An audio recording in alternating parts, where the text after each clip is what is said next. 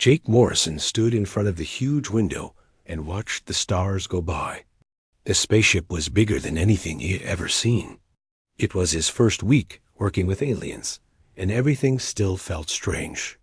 The ship was called Stellar Harmony, and it belonged to the Galactic Council. Jake was the human liaison officer, which meant he helped other humans work with the alien crew. The aliens were very different from humans. The Xanthari looked like walking crystals that made soft music when they moved.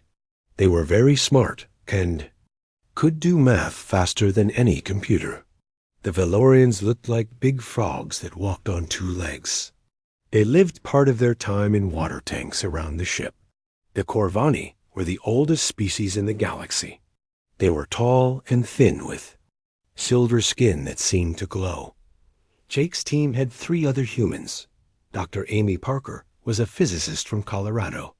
She had wild curly hair and always carried a bag of mixed nuts and dried fruit that she called trail mix.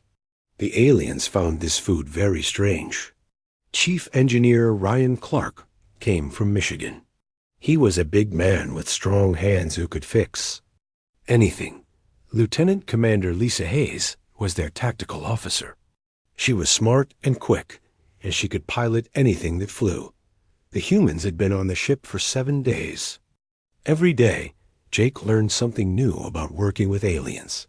The Xanthari liked everything to be perfect and planned. The Valorians wanted to check every detail 3 times before doing anything.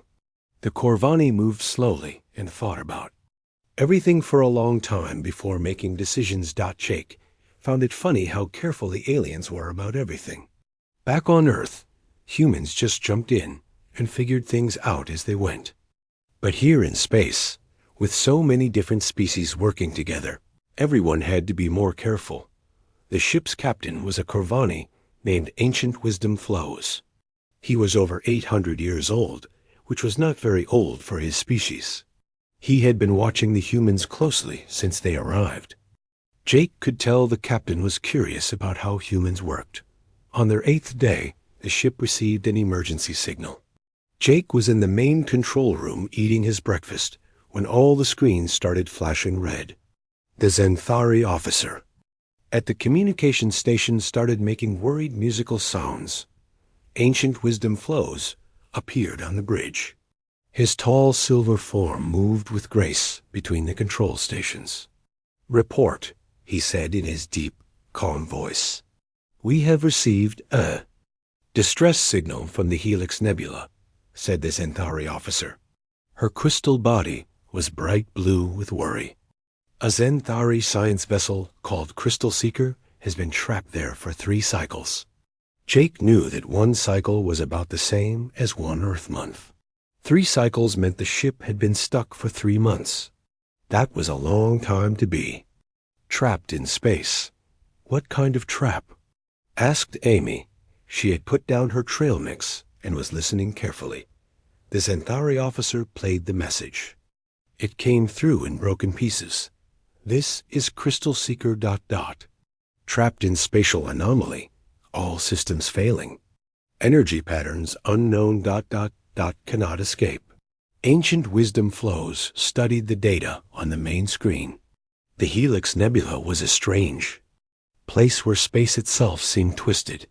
Ships that went there sometimes found areas where normal physics did not work right. "The anomaly appears to be a space-time distortion," said the Valorian science officer. His name was Water Runs Deep, and he spoke in a croaking voice. "Any ship that gets within 50 kilometers loses power and gets pulled in." Lisa leaned forward in her chair. "What have the rescue teams tried?" "Everything," said Ancient Wisdom Flows. "The Galactic Rescue Service sent their best ships. They tried tractor beams, energy shields, and quantum tunneling. Nothing worked. The anomaly seems to get stronger when technology gets near it." Jake looked at the data on his screen. The numbers showed energy readings that made no sense. The space around the trapped ship was twisted like a knot. Normal rescue methods would never work. Ryan came up from the engine room. His uniform was dirty from working on the ship's systems. "I heard the alarm." What's the problem? Amy showed him the data. Ryan studied it while eating an apple. Jake noticed that all the aliens stopped what they were doing to watch Ryan eat. They were still fascinated by human food habits. So we've got a ship stuck in twisted space, Ryan said. And normal technology doesn't work because the anomaly eats energy. That is correct, said Ancient Wisdom Flows. The finest minds in the galaxy have studied this problem. The mathematics suggest it cannot be solved with current technology. Jake looked at his team. Amy was already pulling out her tablet and making notes. Lisa was studying the tactical display. Ryan was finishing his apple and thinking hard. They all had the same look in their eyes that Jake recognized from their time in Earth's military. The Xanthari science officer, whose name was Crystalline Thought 17, started playing complex mathematical songs. The sounds filled the control room as she worked through possible solutions. Her crystal body changed colors as she calculated. The energy pattern is completely chaotic, she sang. There is no mathematical way to predict safe passage through the anomaly. Water Runs Deep croaked in agreement. Our computers have run 47,000 simulations. All show total system failure within minutes of approach.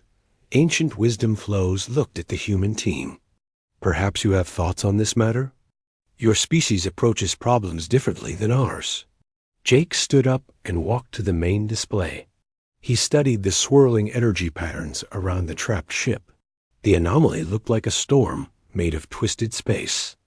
But something about it reminded him of problems he had solved back on Earth. Amy joined him at the display. She was crunching on her trail mix and staring at the numbers. You know, she said slowly, this looks almost like a standing wave pattern. Like when you drop a stone in water. Lisa nodded. Except the water is space-time, and the stone is whatever created this anomaly in the first place. Ryan came over and looked at the display. So if it's like water waves, maybe we don't fight. The current. Maybe we ride it. The aliens in the control room went very quiet. Jake could see them looking at each other with worried expressions. The Xanthari officer's crystal body was starting to flash yellow, which Jake had learned meant fear or anxiety. Jake felt the familiar feeling he got when a crazy idea started forming in his head. It was the same feeling he had gotten before every impossible mission back on Earth. He looked at his beer bottle sitting on the control console next to his chair. Hold my beer, Jake said. Every alien in the control room froze. Crystalline Thought 17's crystal body went completely white. Water Runs Deep sank deeper into his chair. Ancient Wisdom Flows' silver skin began to glow brighter. Jake picked up his beer bottle and handed it to the shocked Xanthari science officer. Her crystal hands shook as she took it. What did he just say? Whispered Water Runs Deep. Ancient Wisdom Flows had gone very still. He said the words, the ones we were warned about in the cultural briefings. Amy, Lisa, and Ryan all grinned at the same time. They knew that look on Jake's face. It meant he had an idea that would either work perfectly or create a spectacular disaster. Either way, it would be interesting. Okay, team, Jake said, rubbing his hands together. Time to show our new friends how humans solve impossible problems. Crystalline Thought 17 held Jake's beer bottle like it might explode. Her crystal body was flashing between white and pale blue, which Jake had learned meant she was very nervous. All around the control room, the other aliens were backing away slowly. Why are they acting like that? Amy whispered to Lisa. I think they know something we don't, Lisa whispered back. Ancient Wisdom Flows stepped forward. His silver skin was glowing brighter than usual. Captain Morrison, are you certain you wish to proceed?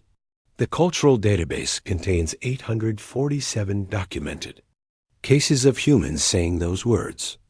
The results were varied. Jake grinned. What kind of results? 17 major scientific breakthroughs, 43 successful military operations, 12 new planets discovered, and 96 incidents that required extensive cleanup operations, the Corvani captain said slowly. Ryan laughed. Those sound like pretty good odds to me. Water Runs Deep made a croaking sound that might have been a sigh. The database also notes that when humans say, "Hold my beer," the laws of physics themselves seem to become more flexible. Jake walked over to the main display, showing the trapped ship. The energy readings were still swirling in patterns that made no sense to normal science. But Jake was looking at it differently now. Instead of seeing chaos, he was starting to see a puzzle. "Amy, come look at this," he said. "What do you see when you look at these energy patterns?" Amy joined him at the display, still eating her trail mix. She studied the swirling data for a few minutes. "It's like a whirlpool, but made of gravity and electromagnetic energy instead of water." "Right. And how do you get out of a whirlpool?" "You don't swim against it. You swim across it, using the current to carry you to the edge." Amy's eyes got wide. Oh no. "Jake, you're not thinking what I think you're thinking." "What is he thinking?" asked Crystalline Thought 17. She was still holding the beer bottle very carefully. Jake pointed at the display. "We can't fight the anomaly because it gets stronger when we use normal technology against it." "But what if we don't fight it? What if we use it?" Ryan came over to look. "You want to surf a space-time whirlpool? Why not?" "Amy's right about the wave patterns. If we can match the frequency of the anomaly's energy pulses, we might be able to ride them right through to the center." Lisa pulled up the tactical display. "That would require perfect timing. One mistake and we get torn apart by gravitational forces. Or we could end up scattered across 17 different dimensions," added Water Runs Deep helpfully. Jake rubbed his chin. "Okay, so we need a way to surf gravity waves without using normal propulsion." "Ryan, what's the biggest energy source on this ship?" "The main reactor, but we can't use that for propulsion. It's not designed for it." "What about the second biggest?" Ryan thought for a moment. "The waste recycling system. It processes all the organic matter on the ship and converts it to energy." Amy nearly choked on her trail mix. "You want to power our rescue mission with garbage? Not just garbage. Everything organic on the ship. Food waste, air recycling byproducts, even ... Doppel quotes." Jake paused. "Actually, this might work. Amy, you've been working on that gravity wave detector, right?" "Yes, but it's just experimental. I built it out of spare parts from the lab." "What kind of spare parts?" Amy looked embarrassed. "Well, I used the coffee machine's heating element, some parts from the medical scanner, and I might have borrowed a few components from the ship's musical entertainment system." Crystalline Thought 17 made a shocked musical sound. "You dismantled the coffee machine?" "I can put it back together," Amy said quickly. Jake was getting excited. "No, don't put it back. This is perfect. Amy, your gravity detector can sense the wave patterns. If we connect it to the ship's navigation system, we might be able to ride the waves instead of fighting them." Ancient Wisdom Flows was listening carefully. "This plan involves using waste products, dismantled coffee machines, and untested experimental equipment to attempt a rescue that violates several fundamental laws of physics." "That's right," Jake said proudly. "It is the most ridiculous thing I have ever heard," the Corvani captain continued. "Probably," Jake agreed. "Therefore, it might actually work." Ancient Wisdom Flows said with what Jake thought might be a smile. "The human approach to problem solving continues to surprise us." Lisa was already working at her control station. "If we're going to do this, we need to map the energy currents first. I can use the ship's sensors to track the wave patterns." Ryan headed toward the door. "I'll go see what I can do with the power systems. We're going to need every bit of energy we can get." "Where are you going?" asked Water Runs Deep. "Engineering. I need to reverse the polarity on the main deflector array, reroute power through the waste processing system, and figure out how to use the emergency escape pods as extra thrusters." "Is that possible?" asked Crystalline-Thought-17. Ryan grinned. "Probably not, but I've never let that stop me before." Amy was already pulling out her tools. "I need to modify my gravity detector to work with the ship's main computer. And I should probably install some safety protocols so we don't accidentally create a black hole." "Accidentally?" Water Runs Deep's voice went up an octave. "It's a very small possibility," Amy said cheerfully. "Maybe 5% chance." Jake clapped his hands together. "All right, team. We have a plan. It's crazy, dangerous, and probably impossible. Any questions?" Crystalline-Thought-17 raised one crystal hand. "What should I do with your beer?" "Keep it safe. We're going to need it to celebrate when this works." Ancient Wisdom Flows was making notes on his personal tablet. "I must document this for the Galactic Council. They will want a complete record of human problem-solving methods." "What are you going to tell them?" Jake asked. "That humans appear to solve impossible problems by ignoring the fact that they are impossible," the captain replied. "And that they do this while consuming fermented beverages and dismantling perfectly good coffee machines." Over the next few hours, the ship became a scene of controlled chaos. Ryan disappeared into the engineering sections, and soon the ship was filled with the sounds of hammering, welding, and what sounded like country music playing at high volume. Amy converted the main laboratory into something that looked like a mad scientist's workshop. She had cables running everywhere, connecting her gravity detector to systems all over the ship. The coffee machine was now part of a complex array of sensors and computers. Lisa worked with the navigation systems, trying to map the chaotic energy patterns around the trapped ship. The patterns kept changing, like a storm that never stayed. The same shape twice. Jake coordinated everything from the control room, while the alien crew members watched in fascination and terror. Some of them had started taking notes. Others had begun what looked like prayers to their various gods. "Status report," Jake called out after 3 hours of work. "Engineering is ready." Ryan's voice came over the communication system. "I've got the power grid running through 17 different backup systems. It's held together with spare parts and wishful thinking, but it should work."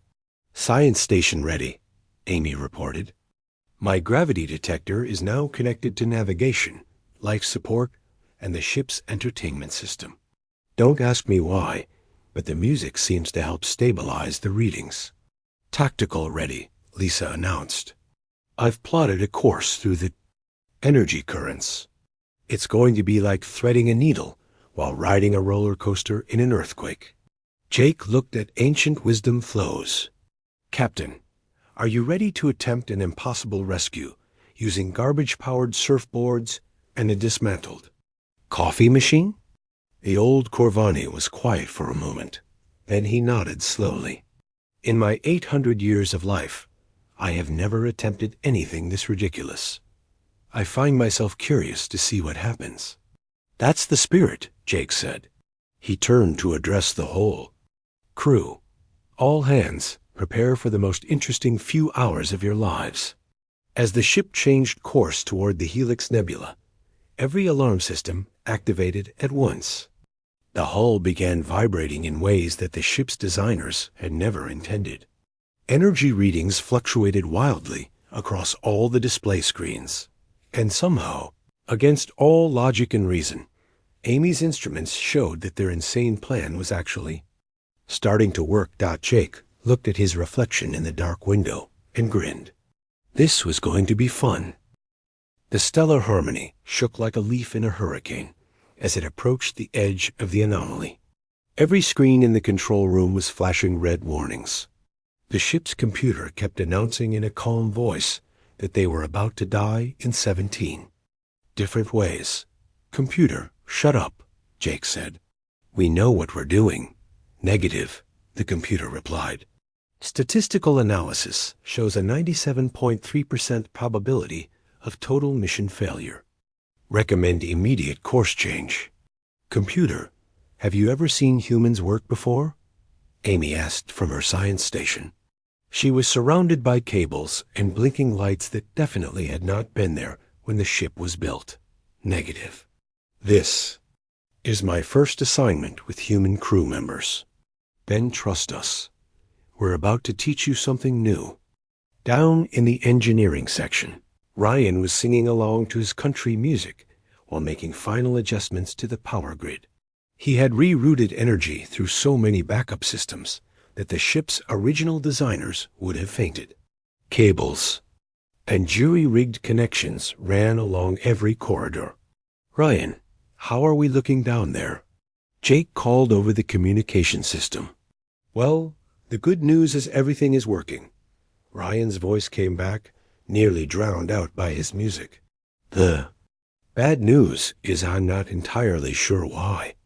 I've got power flowing through the waste system.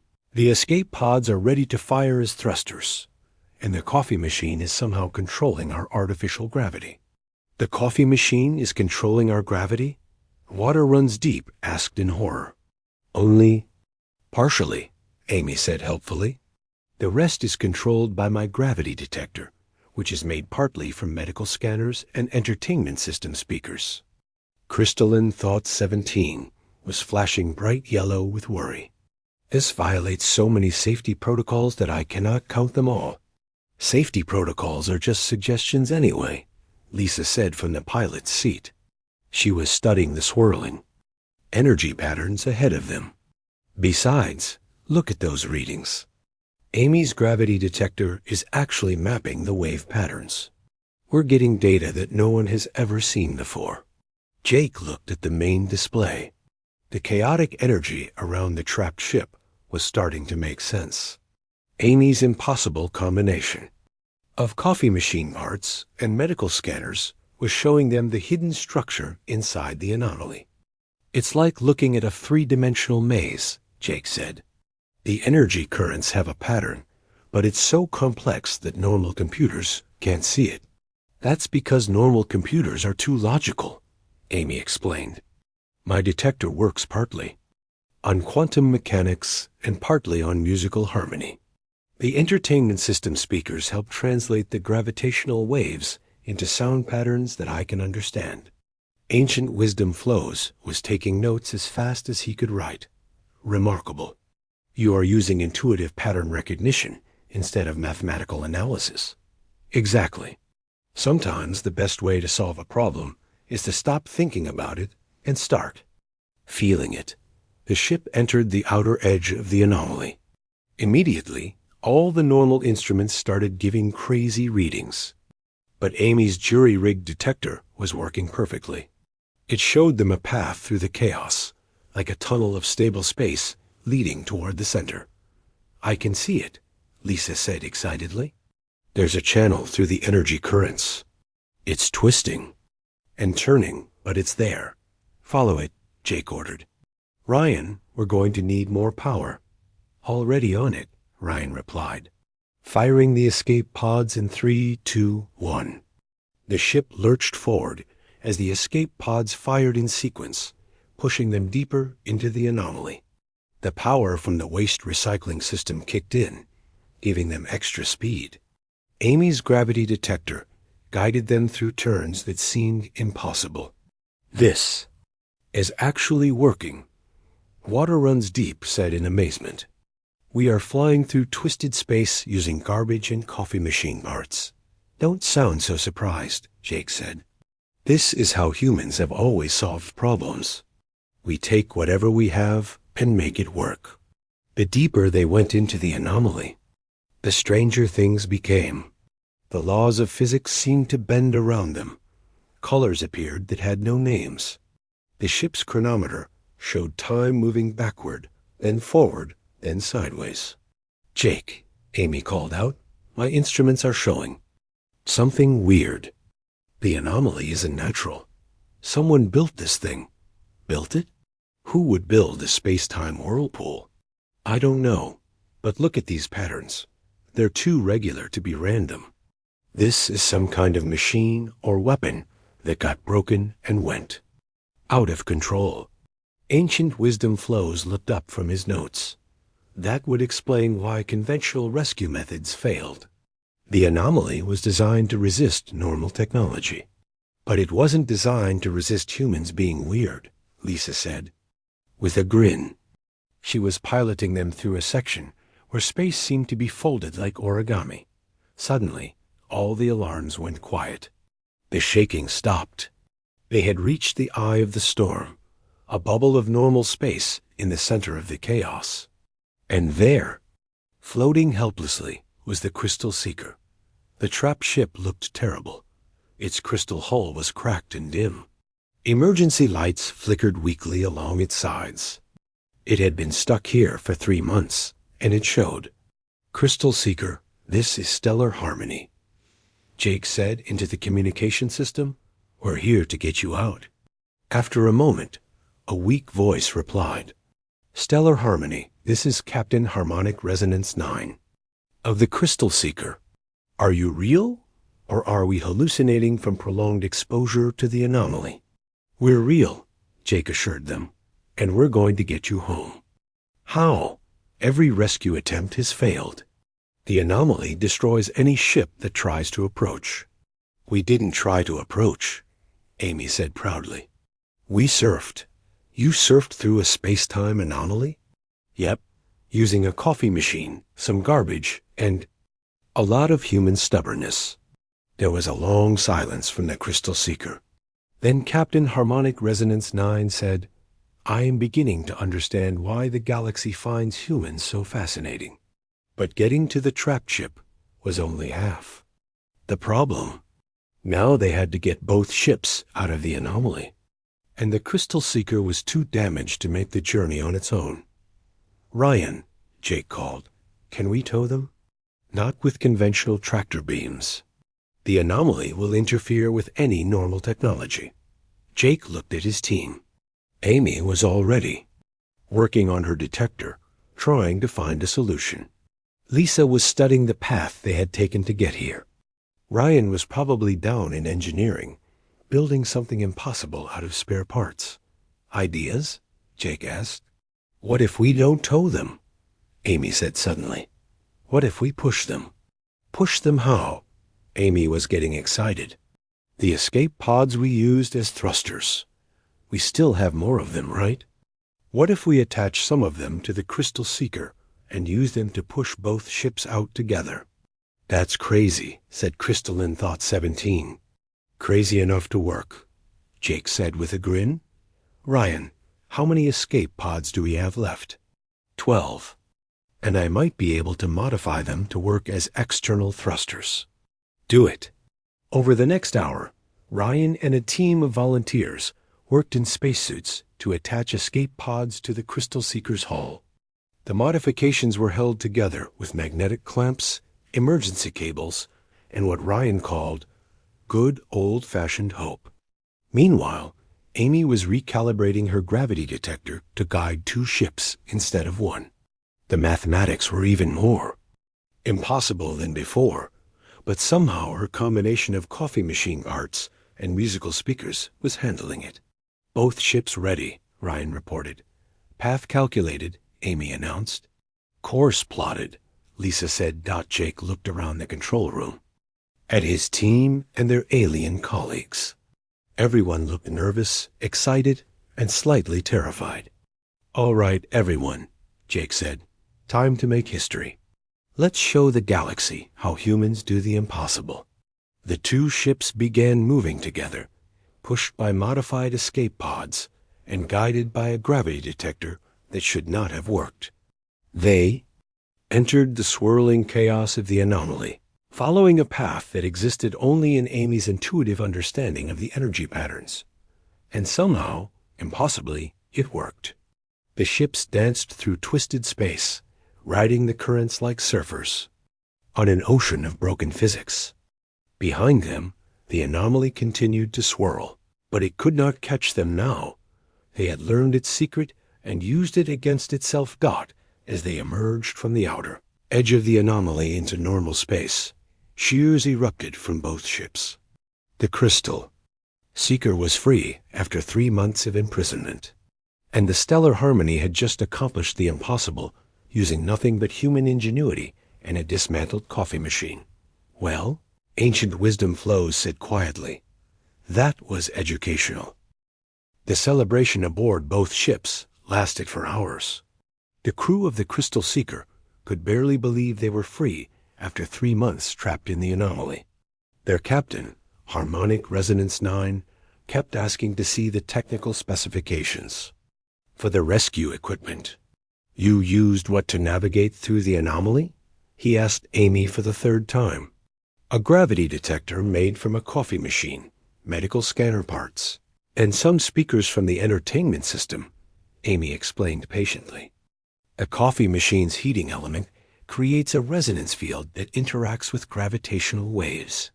That is scientifically impossible, said the Crystal Seeker's science officer, a Zenthari named Melody of Light.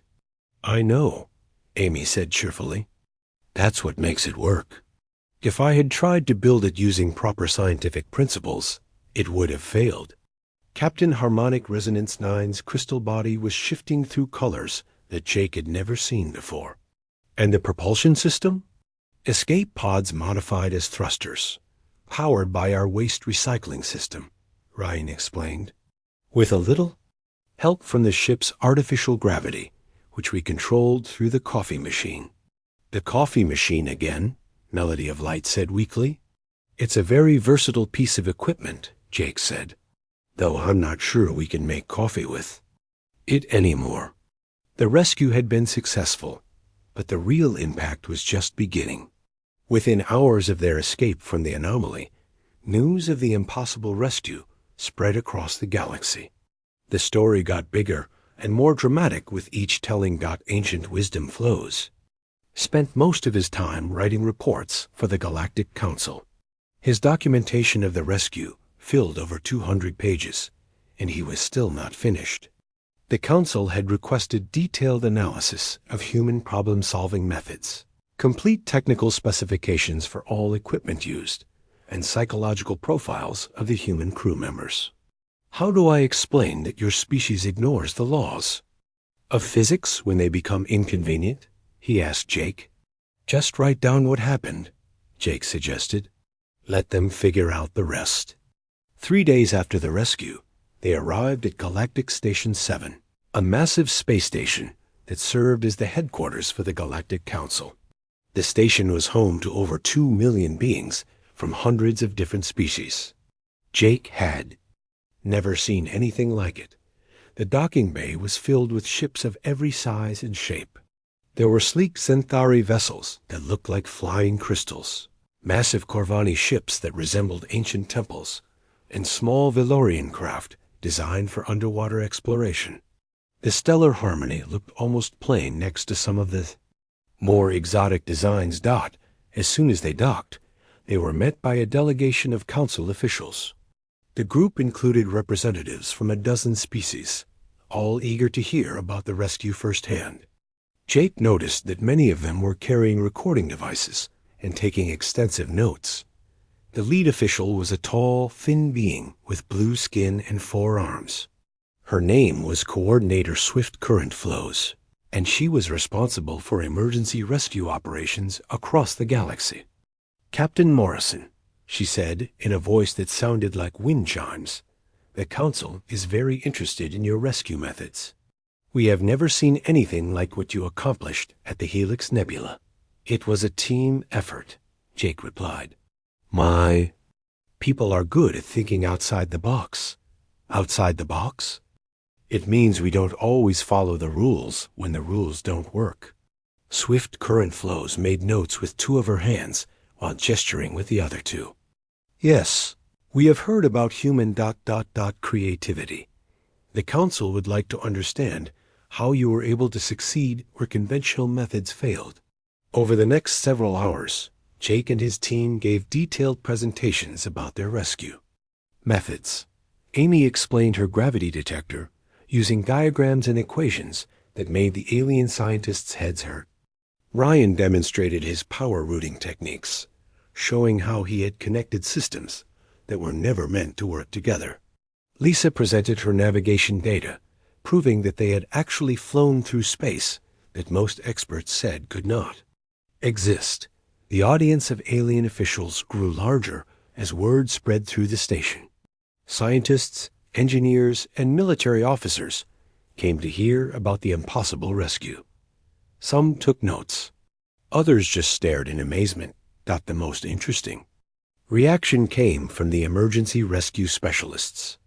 These were the experts who had failed to save the Crystal Seeker using conventional methods. They listened to the human presentation with growing excitement. "You mean to tell me," said one Valorian rescue captain, "that the solution was to stop fighting the anomaly and start working with it?" "That's right," Jake confirmed. "We looked for the pattern in the chaos instead of trying to impose order on it." "And your equipment worked because it was improvised rather than designed?" "Partly, but mostly it worked because we didn't assume it wouldn't work." An elderly Xanthari scientist raised her crystal hand. "In all my years of study, I have never heard of technology functioning better because it was built incorrectly." "Maybe it wasn't built incorrectly," Amy suggested. "Maybe it was built differently. Human technology often works in ways that surprise us too." The questioning went on for hours. The aliens wanted to understand every detail of the rescue, but they kept running into the same problem. Human methods didn't follow the logical patterns that other species used. Finally, Ancient Wisdom Flows stood up to address the gathering. "Honored colleagues," he said in his deep, calm voice, "I have observed humans for only a few days, but I believe I understand something important about their methods." The room went quiet. Ancient Wisdom Flows was respected throughout the galaxy for his wisdom and experience. "Humans do not solve problems the way we do," he continued. "We analyze, calculate, and plan. We follow established procedures and proven methods. Humans ... guess." "Guess?" asked Swift Current Flows. "They make educated guesses based on intuition and experience. Then they try their guess and adjust it based on what happens. They are comfortable with uncertainty in ways that most species are not." Jake nodded. "That's pretty accurate. We call it trial and error, and it's how we've solved most of our problems throughout history." "But what if your guess is wrong?" asked a worried-looking Corvani engineer. "Then we try a different guess," Ryan said with a shrug. "Eventually, we find something that works. And if the wrong guess causes a catastrophe, then we clean up the mess and try not to make the same mistake twice," Lisa added. The alien officials looked at each other with expressions of fascination and terror. The idea of deliberately attempting solutions that might not work was completely foreign to most galactic species. Swift Current Flows was making rapid notes with all four hands. "The Council will want to study these methods. Would your team be willing to participate in a research program?" "What kind of research?" Jake asked. "We would like to test human problem-solving techniques on other impossible situations. There are dozens of unsolved problems throughout the galaxy that might benefit from your unique approach." Jake looked at his team. Amy was practically bouncing with excitement at the thought of more impossible problems to solve. Ryan was grinning at the idea of building more jury-rigged solutions. Lisa was already thinking about the tactical challenges they might face. "We're interested," Jake said, "but we have some conditions." "Name them." "First, we work as a team. Human methods work best when we can collaborate and build on each other's ideas." "Agreed." "Second, we need access to lots of spare parts and materials. Human engineering requires a lot of improvisation. That can be arranged." "Third, we need a good supply of coffee. Or at least, we need to be able to build coffee machines that we can take apart for spare parts." Swift current flows looked confused. Coffee machines are that important to your technology? You have no idea, Amy said solemnly. And so began the next phase of human integration into galactic society. Within a week, Jake and his team were assigned to a new ship designed specifically for impossible missions. The ship was called the UES Houston, and it was unlike any vessel in the galactic fleet. The Houston was built using a combination of human and alien technology. It had extra storage space for spare parts, multiple coffee machines in every section, and what the designers called flexible engineering spaces, where systems could be quickly modified or rebuilt. The ship's computer was programmed to be more tolerant of unusual modifications and to stop giving warnings about impossible configurations. Jake's crew expanded to include volunteers from dozens of species, all eager to learn human problem-solving methods. They came from all over the galaxy, drawn by stories of the coffee machine rescue and the impossible navigation through twisted space. The first official mission came just 2 weeks later. A mining colony in the Outer Rim had been cut off by a series of quantum storms that made normal space travel impossible. 3 rescue fleets had been turned back by the chaotic energy fields. Sounds familiar, Jake said when he read the mission briefing. Amy, what do you think? Amy was already studying the data with interest. Quantum storms are different from space-time anomalies, but the principle might be the same. Instead of fighting the chaos, we work with it. Ryan, can you build us another impossible navigation system? Already on it, Ryan replied. I'm thinking coffee machines, quantum sensors, and maybe some of those musical instruments the Centauri use for calculations. The alien crew member. 6 months after the Helix Nebula rescue, the galaxy had changed forever. The Galactic Council officially created something called the Hold My Beer Protocol in their Emergency Procedures Manual. The protocol was simple but effective.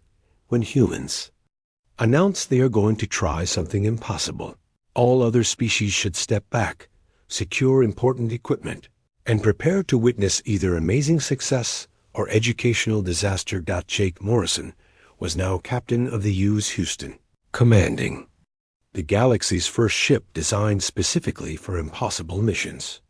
His crew included beings from every major species, all volunteers who wanted to learn human methods.